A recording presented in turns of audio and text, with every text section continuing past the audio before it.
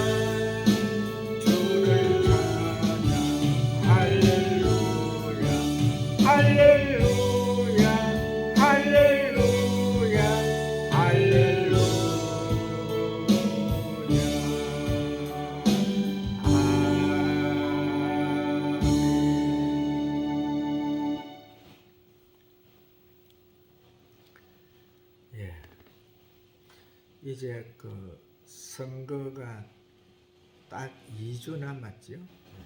선거가 2주 남았는데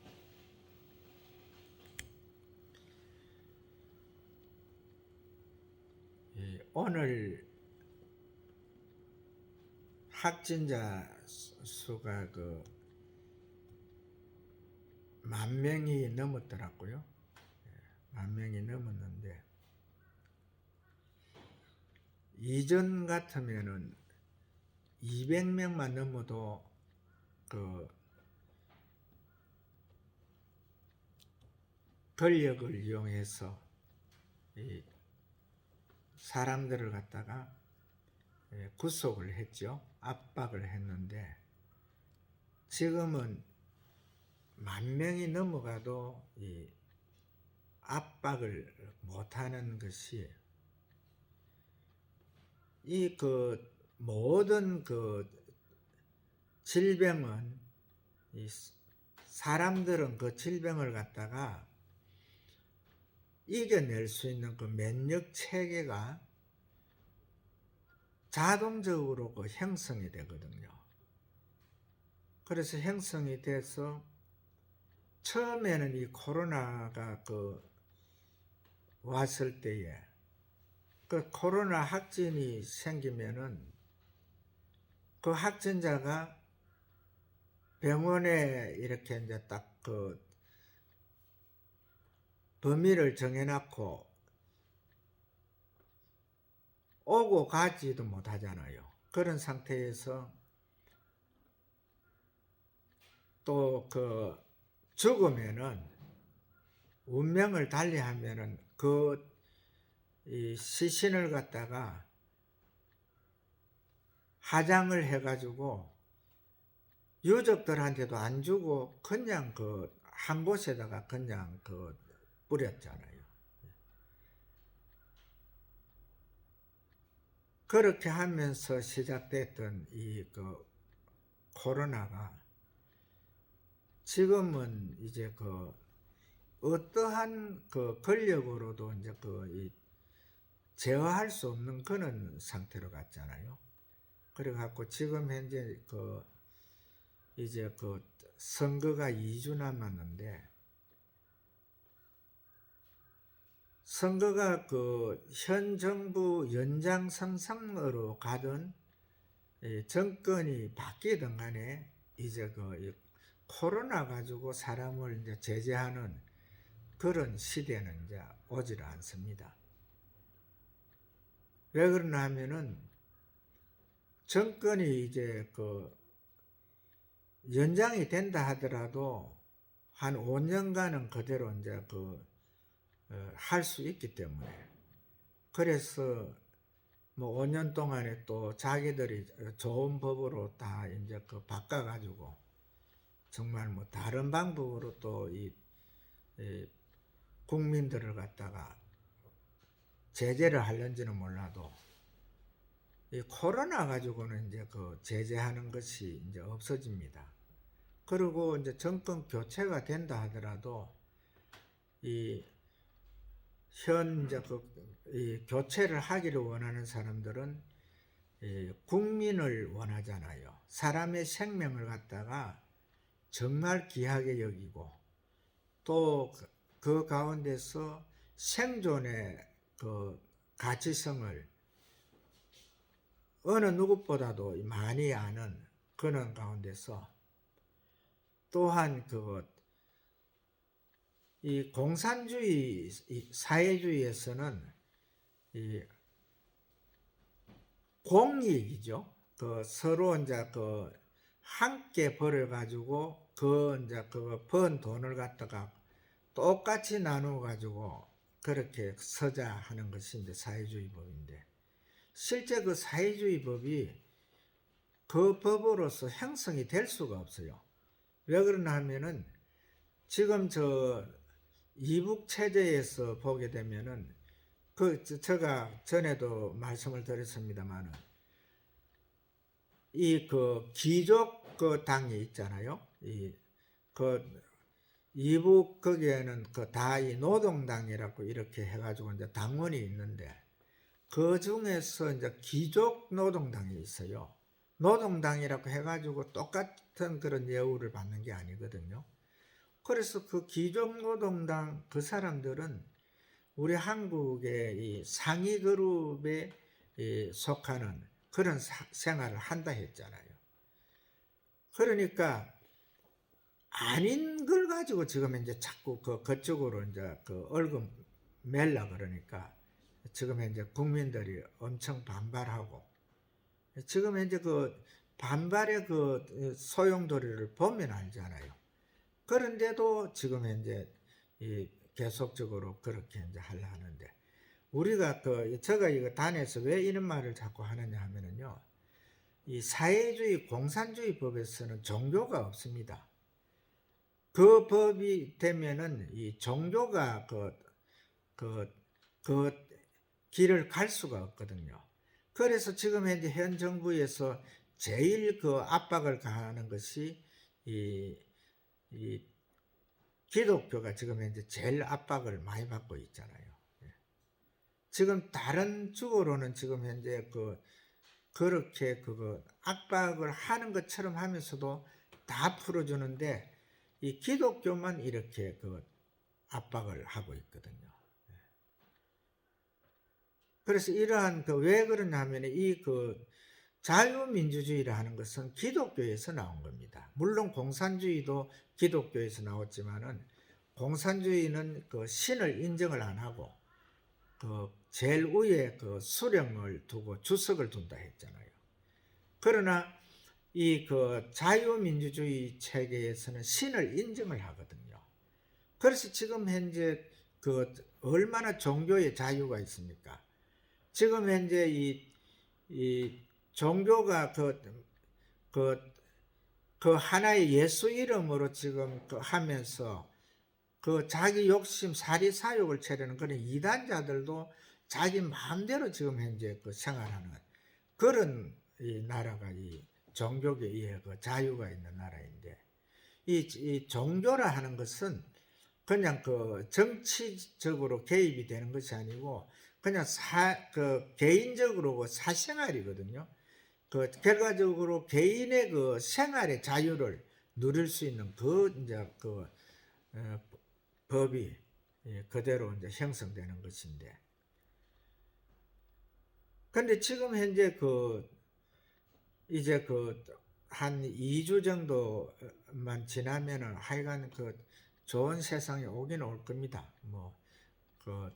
정권 연장이 되어도 이제 코로나 가지고 이제 힘들게 하진 않을 거고, 또 정권이 바뀌더라도 이제 진짜 살기 좋은 나라, 정말 현재 우리 국민이 굉장한 수준이죠.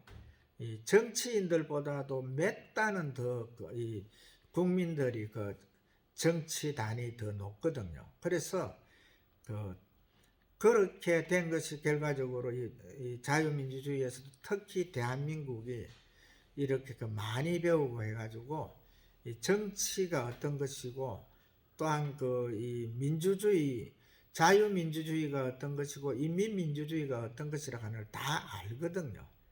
그런 가운데서 이렇게 살아가는데 하여간 이제 좋은 세상이 곧 온다고 이렇게 생각하시고 오늘 제가 부연의 설명이 좀 많았는데 오늘 우리가 이제 말씀 속으로 들어가면은 두 여자가 함께 맷돌을 갈고 있음에 하나는 데려감을 얻고 하나는 버려둠을 당할 것이니라 하는 이 말씀인데 사실 이 말씀의 줄은 둘 다 똑같이 태어나고 또 이 세상을 살면서 똑같이 이제 세상 끝날까지 살았다는 거거든요. 그리고 신앙생활도 똑같이 잘 했다는 거지요. 잘 했는데 거기에서 한 사람은 데려감을 당하고 한 사람은 버려둠을 당했다 하는 이 말. 이 말의 뜻이 정말 중요한 것입니다. 제가 이제 그 말씀을 갖다가 이제 현재 풀어드리고 있는데, 오늘은 이제 베드로 사도와 요한 사도와 바울 사도에 대해서 짚어드리면서 똑같이 맷돌을 가는 이 사람들의 그 과정을 갖다가 한번 살펴보도록 하겠습니다.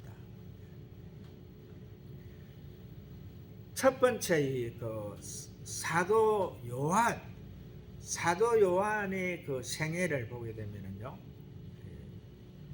그는 예수님과 3년간의 공생의 생활을 할 때에 항상 12제자 중에서 가장 예수님의 사랑을 많이 받은 자입니다. 그래서 그는 항상 사랑에 취해 가지고 예수님 바로 옆에서 예수님한테 의지하면서 이래 머리를 예수님한테 이래 대면서 이렇게 사랑 표시를 하면서 이렇게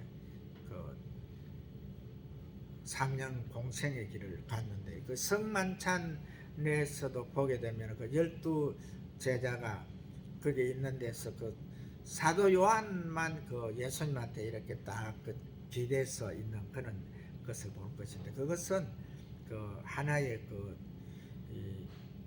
예하고, 이 사도 요한이 예수님으로부터 사랑을 많이 받은 것은 사실입니다.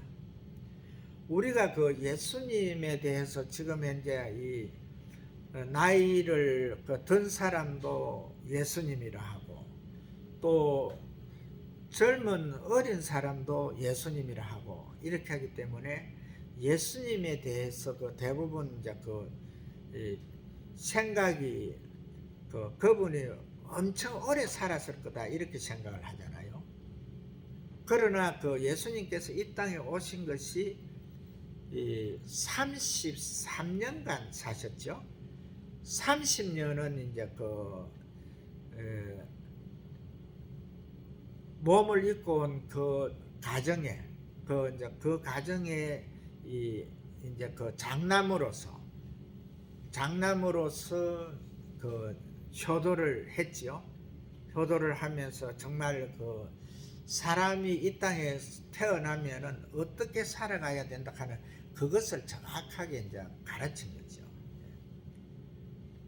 그리고 이제 30살부터 33세까지 이제 하늘의 일을, 주의 하늘나라의 일을, 복음 사역을 했는데, 그때 예수님께서 이제 기적을 일으키죠. 가나 혼인잔치에 물이 포도주가 되는 그 일로 통해서 베드로 사도의 장모 10병을 갖다 고치고, 이렇게 해서 죽은 나사로까지 살리는 그런 이제 과정을 거치고, 그 다음에 이제 십자가에 못 박혀 돌아가시는데, 이 예수님의 생애에 대해서는 다음 주에 또 전체적으로 설명을 해드릴 겁니다. 오늘은 이제 사도 요한하고 베드로, 그 다음에 바울 사도에 대해서만 설명을 해도 시간이 다 갈 것 같은데, 이 사도 요한과 예수님의 과의 관계는 좀 특별한 관계가 있습니다. 특별한 관계가 있는데, 우리가 성경에서 이제 이 성경을 읽으면서도 그냥 12사도 속에서 이래 묻혀 있어서 그렇지, 이 사도 요한이 예수님으로부터 사랑을 받을 만한 그런 일을 했어요. 그런 일을 했는데, 이 사도 요한이 이 예수님으로부터 이 사랑을 받을 수 있는 일을 한 것이 뭐냐 하면은, 바로 예수님이 빌라도 뜰에서 이제 빌라도로 통해서 이 심판을 받기 이전에, 그때에 거기에 있을 때에 다른 제자들은 다 이 도망을 갔는데, 이 사도 요한은 그곳에 있었거든요. 그래서 예수님과 이제 예수님이 이제 이 땅에 오시면서 그 몸을 입고 오실 때에 이제 그 동정녀 마리아, 그 다음에 이제 동정녀 마리아로 통해서 그 요셉과 같이 이제 태어난 아이들이 있잖아요. 야고보와 유다 이런 이제 아이들이 있는데, 그 아이들과 예수님과의 사이를 갖다 우리가 눈여겨 봐야 되거든요. 거기에서 이렇게 보게 되면은 예수님보다도 야고보와 유다, 그 다음에 또 한 동생이 있죠. 바로 그 세 동생은 예수님이 30세, 33세이기 때문에 그들은 아주 어렸다는 겁니다. 그들은 자기 마음대로 이렇게 할 수 있는 그런 상태가 되지 못했죠. 그리고 이 동정녀 마리아의 이제 그걸 보면은 성경에서 그 동생들은 나오는데 동정녀 마리아의 남편 요셉에 대해서는 이 동생들만 있는 걸로 나오지 요셉의 행적이 나오질 않지요. 그걸 우리가 눈여겨봐야 됩니다. 그러면은 이 요셉은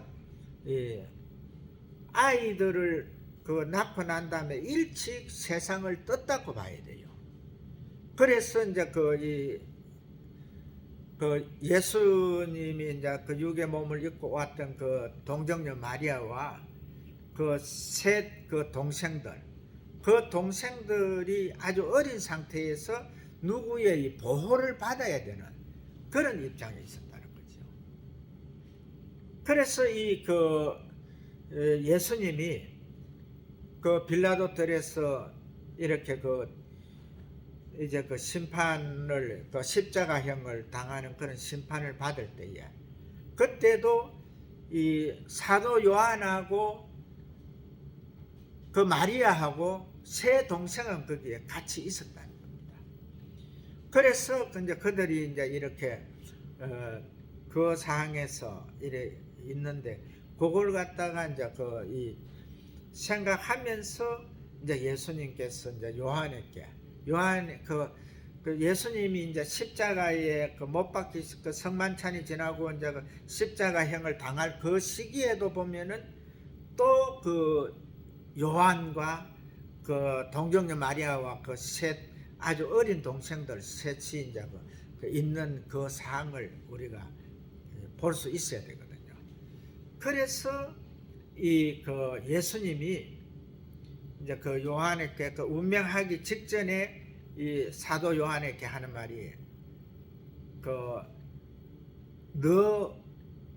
내 어머니 너 어머니다 이렇게 했잖아요. 그때에 이제 요한이 이제 동정녀 마리아와 셋 동생을 갖다가 이제 책임지는 그러한 이제 자로서 이렇게 생활을 했는데, 여기에서 이제 우리가 생각을 해볼 것은, 우리가 이 땅에서 살아가면서 이 하나님과 우리와의 이 관계에서 이 수직 통로를 연결해 가지고 우리가 항상 기도로서 이 하나님과 교제하면서, 주님과 교제하면서 이렇게 살아갈 때에도 이 사도 요한과 같이 이렇게 큰 사랑을 받을 때에 큰 사랑을 받은 자가 주의 일을 할 수 있다는 거지요. 이걸 생각을 해야 됩니다. 그래서 우리가 그냥 이 교회에 와서 예배 드리면서 교회 문턱만 밟고 나간다 하죠. 문턱만 밟고 들어왔다가 나갔다 하는 그런 가운데서 이렇게 신앙생활을 하는 것보다는 정확하게 전지전능의 하나님, 무소부재의 하나님, 우리와 함께 하시는 그 하나님을 우리가 정확하게 인정하고 그 하나님과의 그 교제의 삶으로 들어가야 된다는 거지요. 이것이 바로 그 이 두 여자가 맷돌을 갈고 있을 때 하나는 데려감을 당하고 하나는 버려둠을 당한다. 이 신앙생활을 우리가 하되 정확하게 이 사도 요한처럼 이렇게 그 정말 이 주님하고 딱 그 눈이 맞아가지고 주님이 가시는 그 곳에는 어디든지 갈 수 있는 가는, 그 다음에 그 예수님의 그 육의 형제들을 갖다가 육의 어머니를 갖다가 정확하게 내 어머니로 내 형제로 이렇게 받아들여서 그들을 섬길 수 있는 그러한 이치에 가야 된다는 거죠. 그래서 그러한 이치로 간 자가 누구냐? 바로 이 사도 요한이라는 거죠. 그래서 이 사도 요한이 그 이제 십자가 이제 그 예수님이 돌아가신 이후에 이 복음 사역을 할 때에도 보면은 정말 이 엄청난 그걸 당하잖아요. 이 기름가마에 그거 튀겨서 죽이려 하는 그 로마 군병들 앞에서 그 기름가마 속에 들어갔는데 거기에서 죽지 않고 나온 거지요. 근데 성경에는 그런 식으로 제재를 가할 때에 그대로 살아나온 자가 이 불 속에서 살아나온 7배나 강하게 한 그 풀무불 속에서 살아나온 사드락과 메삭과 아벳느고가 있고, 그 다음에 사자굴 속에 꽁꽁 묶어가지고 옹신도 못하고 저항할 수 없도록 해가지고 집어넣었는데도 그 사자들의 입을 막아가지고 그 다음날 이제 구원을 받는 그 다니엘 같은 사람이 있잖아요. 그런데 그 사자굴 속에 그 엄에 입혔던 그 자들을 갖다가 집어넣으니까 그들이 땅에도 떨어지기 전에 때까지 안 남기고 사자들이 다 집어삼키는 그런 것이 있었잖아요. 그래 이 사도 요한이 그 기름가마 속에서 그 잔인한 형을 당했는데 거기에서 살아남았다는 것은 이 하나님께서 그를 보호해 주셨다는 것을 볼 수가 있죠. 전에 제가 이제 설교할 때에 아마 그 기름에 튀겨져 가지고 정말 몸에도 전신에 이 흔적이 있고 얼굴도 그랬을 거다 이렇게 한 적이 있는데 그 말을 내가 오늘은 수정을 합니다. 그거냐면은 이 사도 요한이 예수님께서 그 기름가마 속에서 제재를 고난을 당하는 그 상태에서도 우리 주님께서 사랑하는 그 요한을 갖다가 내가 이 세상 끝 내가 다시 이 땅에 올 때까지 이 땅에 둔다 한들 너희들과는 상관이 없지 않느냐 고 하던 그 제자들 베드로가 물을 때에 예수님께서 저 사도 요한은 어떻게 되겠습니까 할 때에 이제 예수님께서 답을 했던 건데, 이와 같이 우리 예수님께서는 그를 갖다가 사도 요한을 정확하게 붙잡아 주셨다는 거죠. 그리고 이제 그 기름가마 사건 이후에 이제 밤모섬으로 유배를 가지요. 유배를 가가지고 거기에서 아무도 접근할 수 없는 이 땅의 이 세상과 그 다음에 심판의 날에 되어질 일들과 저 영원한 하늘나라 새 하늘과 새 땅을 신천신지를 정확하게 남겨두신 분이 이 세례 요한, 사도 요한이라는 거죠. 그래서 대부분 이 복음 전하는 자들이 그냥 예수님의 복음만 전하면 될 것인데 뭐 자기들이 그렇게 잘나고 남보다 뛰어난 거 있는 것처럼 요한계시록을 갖다 막 푸는 자들이 많거든요. 요한계시록은 사도 요한이 정확하게 그대로 이래 전개될 일을 하고 그 말씀에다가 한 자라도 더하면은 성경에 나오는 모든 한글을 더할 것이요. 한 자라도 빼면은 생명록에서 그 이름을 뺄 것이라 했는데, 그런데도 그런 식으로 하고 있거든요. 제가 이쯤에서 이 두 분의 그 앞서가신 우리 목사님들을 소개하면은요, 우리가 이 여의도 순복음교회를 세운 그 조용기 목사님을 갖다가 대부분 그분이 이 땅에서 누린 그것을 갖다가 그냥 아무렇게나 입이 있다고 해가지고 평가하는 분들이 많거든요. 근데 그분이 예수 안에서 정확하게 이 신앙관을 보게 되면은요, 그분은 주의 사역을 할 때에도요, 정확하게 주님과의 붙들림에 의해서, 주님의 말씀하심에 의해서 이 말씀을 했거든요. 그래서 그곳에 이 많은 이 하나님의 자녀들이 왔을 때에 그 가운데서 이제 이 병이 낫는 그 가정들을 갖다가 성령님이 오셔가지고 고쳐주는 그것을 갖다가 본 그대로 이렇게 이제 이야기를 하면은 그 사람이 이제 자기가 고침을 받았기 때문에 거기서 아멘 하면서 이렇게 하는 그런 이제 분들이 많았는데, 그걸로 인해 가지고 유명해졌는데, 근데 조용기 목사님의 이 이대함은요, 그곳에 있지 않습니다. 이 사람을 고치고 이 선교 많이 하고 하는 이것은 하나님께서 주시면 할 수 있거든요. 그런데 이 신앙의 양심, 믿음 이것만큼은 정확하게 주님과 수직 통로로 형성되면서 기도로 연결하면서 그 속으로 들어가지 않으면은 그러한 것을 할 수가 없거든요. 이 조용기 목사님이 이 나쁜 정치인들이 가가지고 조용기 목사님한테 가족 관계 이런 걸 해가지고 이 돈에 대해서 재산에 대해서 이렇게 이제 압력을 넣은 적이 있거든요. 거기에서 우리 조용기 목사님의 신앙의 이대성을 볼 수가 있습니다. 그게 뭐냐 하면은, 조용기 목사님이 이 세무서 직원들이 와서 재물에 대해서 이야기할 때에, 당신들이 한번 생각을 해봐라. 내가 이 많은 하나님의 자녀들을 건너릴 이런 능력이 있는데, 이 능력을 가지고 내가 세상적으로 만약에 살았다면은 삼성그룹보다도 내가 돈을 더 많이 벌고 더 위대한 재력가가 되었을 것이다.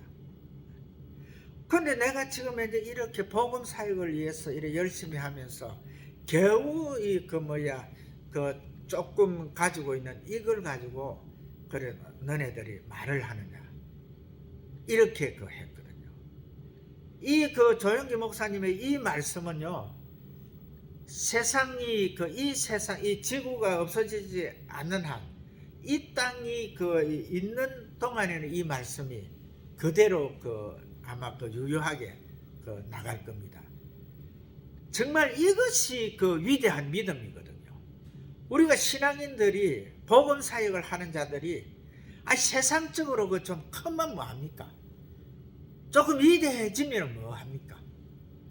정확하게 주님과 이 관계에서 이 두 맷돌을 갈던 이 여자 중에 한 사람이 데려감을 당하는, 한 사람 남겨둠을 데려감을 당하는 그 위치에서 우리가 신앙생활을 해야지요. 그리고 정말 주님을 바라보고 주께서 기뻐하시는 그 삶을 살아야 되지요. 그리고 이 베드로 사도 같은 경우에 보게 되면은,